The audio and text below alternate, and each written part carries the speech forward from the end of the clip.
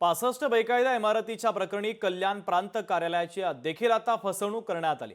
बेकायदा इमारतीसाठी खोटे सातबारा आणि नकाशे वापरण्यात आले। कागदपत्रांच्या चौकशीच्या दरम्यान ही धक्कादायक माहिती आता समोर आलेली आहे। कल्याण तहसीलदार सचिन शेजाळ यांनी रामनगर पोलिसांना या प्रकरणामध्ये गुन्हा दाखल करण्याचे आता आदेशही दिलेले आहेत।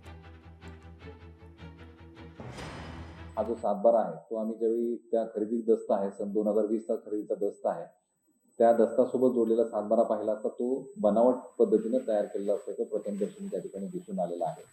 हा 15.5 गुंठे इतक्या क्षेत्रफळाचा सातबारा होता आणि तो भगोडदार वर्ग 2 धरणाधिकाराचा होता। तथापि त्यांनी तो फोर्ज करून सातबारा बनवला आणि तो सातबारा वर्ग 1 धरणाधिकार दाखवून त्या ठिकाणी त्याचा खरेदी दस्त झालेला आहे।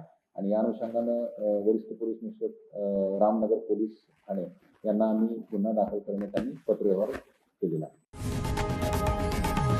लोकशाही मराठी ऐका, पहा, जागरूक रहा।